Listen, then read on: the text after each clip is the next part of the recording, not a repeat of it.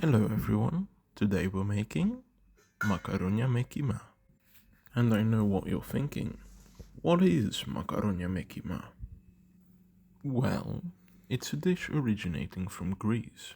You can pretty much call it the Greek bolognese with a few key differences. The sauce is thicker, more like a stew, very meaty and hearty, and there's definitely a difference in spices as well. I know what you're wondering. Why are you making this dish culinary road? Well, I make this dish at home roughly once or twice a week. It's become one of my favorite dishes ever. And that's thanks to my lovely girlfriend, who is of course Greek. The ingredients we'll be needing today are clove, preferably ground clove, 7 spice, some ground pepper, some sugar, and finally some salt as well for the spices. Then we'll also need passata, 3 or 2 cloves of garlic depending on how you like it, and optionally some carrots, as well as 2 small onions or 1 big onion, and about a kilo worth of ground beef, and some cheese as a topping.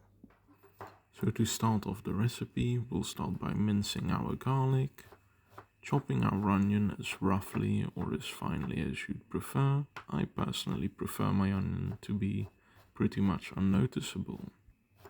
And then finally preparing the carrots, if you would like carrots in it of course.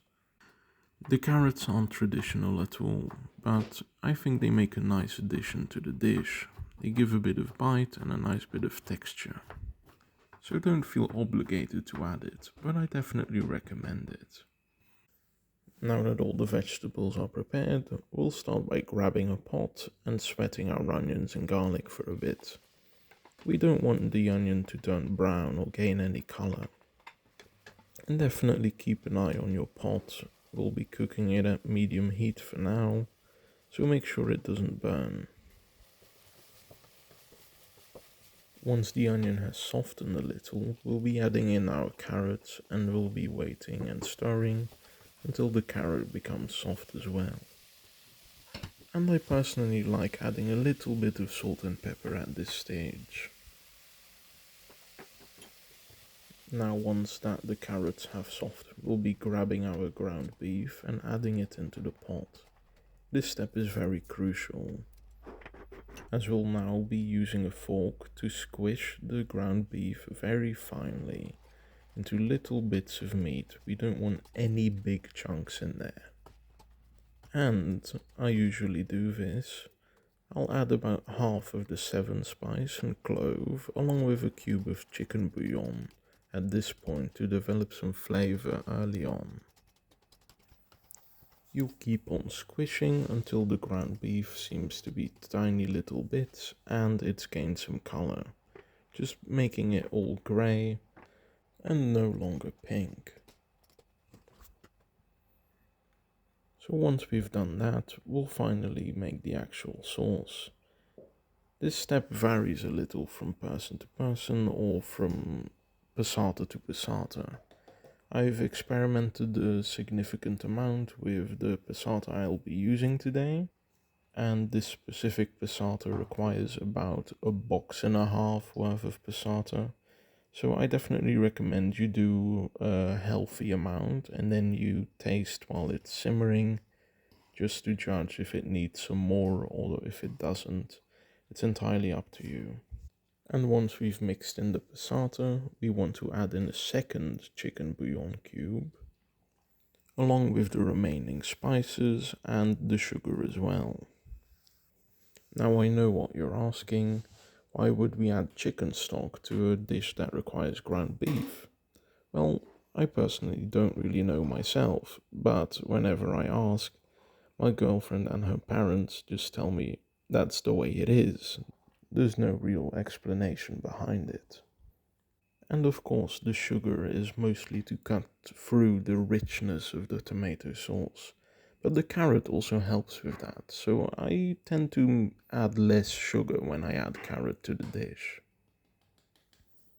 Once this has all been incorporated, we'll let it simmer for about 30 to 40 minutes, tasting throughout, adding spices, maybe adding a little water if it's too rich, it's entirely up to you.